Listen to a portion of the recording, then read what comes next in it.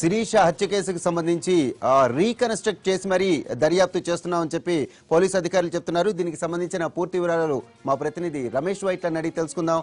రమేష్, చెప్పండి, శిరీష హత్య కేసుకు సంబంధించి పోలీసు అధికారులు ఏం చెప్తున్నారు? అలానే కేసును రీకన్స్ట్రక్ట్ చేసి మరీ మేము దర్యాప్తు చేస్తున్నాం అంటున్నారు. దాని పూర్తి వివరాలేంటి?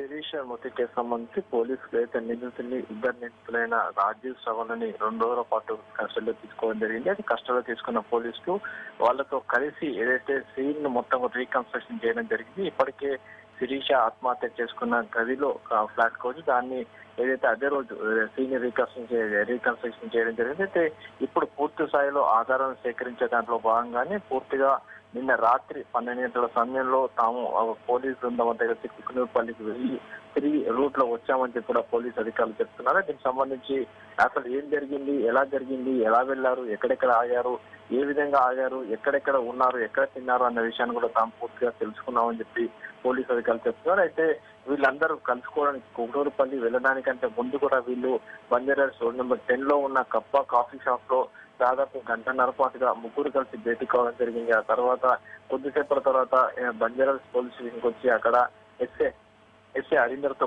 ఒక 5 నిమిషాల పాటు మాట్లాడి తమ కేసును సెటిల్ చేయాలని చెప్పి కూడా మాట్లాడడం జరిగింది. అయితే ఇప్పుడు తనకు పని ఉంది, తాను ఏం చేయలేదని చెప్పి చెప్పడంతో ఈ సమస్య ఇక్కడ కాదు, మనం ప్రభాకర్ రెడ్డి దగ్గర తెలుసుకుందామని చెప్పి శ్రవణ్ చెప్పడంతో అందరు కలిసి అదే బంజారాస్ రోడ్ నెంబర్ 12 లో ఉన్న ఒక వైన్ షాప్ లో మద్యం కొనుగోలు చేసి అక్కడ నుంచి రాయదుర్గం వరకు వచ్చి అక్కడ మైసల్ అనే ఒక హోటల్లో ఫుడ్ ను పార్సల్ చేయించుకుని అక్కడ నుంచి నార్సింగ్ మీదుగా ఔటర్ రింగ్ రోడ్ ఎక్కేసి షామర్పేట మీదుగా ఔటర్ రింగ్ రోడ్ ప్రయాణం చేసి డైరెక్ట్ గా కుకుండుపల్లికి రాత్రి 11:30కు చేరుకోవడం జరిగింది. అయితే అక్కడ నుంచి తిరిగి అర్ధరాత్రి సమయంలో రాత్రి 2 గంటల తర్వాత తిరిగి కుకుండుపల్లి నుంచి షామర్పేట అల్వాలు సికింద్రాబాద్ బంజారాస్ మీద షేక్పేటకు రావడం జరిగింది. అయితే ఇక్కడికి 3:26 చేరుకున్న తర్వాత ఇక్కడ శిరీష గదిలో ఆర్జీఎస్ ప్రొజెక్షన్ గదిలో సూసైడ్ చేసుకోవడం జరిగింది. దీనికి సంబంధించిన నిందితులతో కలిసి పూర్తిగా సీన్ రీకన్స్ట్రక్షన్ చేశామని చెప్పి కూడా పోలీసు అధికారులు చెప్తున్నారు. అయితే దీంట్లో ఎక్కడ కూడా ఒకవేళ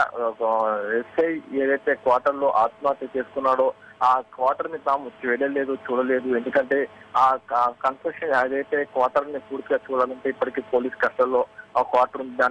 దాంట్లోకి వెళ్ళి చూసినట్లయితే సీన్ డిస్టర్బ్ అవుతుంది, సీన్ లో ఉన్న ఎవిడెన్సెస్ పోతాయి. కాబట్టి ఆ క్వార్టర్ లోకి వెళ్ళి తాము చూడలేదు. కేవలం రూట్ ని ఎన్రూట్ చేసి ఎక్కడెక్కడ ఆగారు, ఏ విధంగా ఆగారు, ఎక్కడెక్కడ వీళ్ళు తిన్నారు, ఎక్కడ ఫుడ్ తీసుకున్నారు, ఎక్కడ మధ్య తీసుకున్నారు అనే విషయాలు తెలుసుకునేందుకే ఇటు షేక్పేటలోని ఆర్జీఎస్ ప్రొడక్షన్ నుంచి కుకునూరుపల్లి, తిరిగి కుకునూరుపల్లి నుంచి ఇటు ఆర్జీఎస్ ప్రొడక్షన్ వాటి వరకు కూడా పూర్తిగా రూట్ ని ఎన్రూట్ చేశామని చెప్పి పోలీసు అధికారులు చెప్తారు. ఇందుకు సంబంధించి ఆయా ప్రాంతాల్లో ఉన్న ఎవిడెన్స్ అన్ని కూడా తాము నిందితులు కలిసి కలెక్ట్ చేశామని చెప్తున్నారు. అయితే మరోవైపు శిరీష ఆత్మహత్య చేసుకున్న గదిలో సీసీ కెమెరాలు ఉన్నాయని చెప్పి కూడా పోలీసులు చెప్తున్నారు. అయితే ఆర్జీఎస్ ప్రొడక్షన్ మొత్తం కార్యాలయం మొత్తంలో కూడా సీసీ కెమెరాలు, ప్రతి గదిలో కూడా సీసీ కెమెరాలు ఉన్నాయి. అయితే సీసీ కెమెరాలు ఏమి కూడా అటు సర్వర్ కు కనెక్టివిటీ లేకపోవడంతో ఏ సీసీ కెమెరాలు కూడా ఒక్కటి కూడా వీడియో రికార్డు కాలేదని చెప్తున్నారు. అయితే శిరీష ఆత్మహత్య చేసుకున్న గదిలో కూడా సీసీ కెమెరా ఉన్నప్పటికీ దాంట్లో సంబంధించి ఇక్కడ కనెక్టివిటీ సర్వర్ కి లేకపోవడంతో ఈ సీన్లు ఎక్కడ కూడా రికార్డు కాలేదని చెప్తున్నారు. ఏదైనప్పుడు కూడా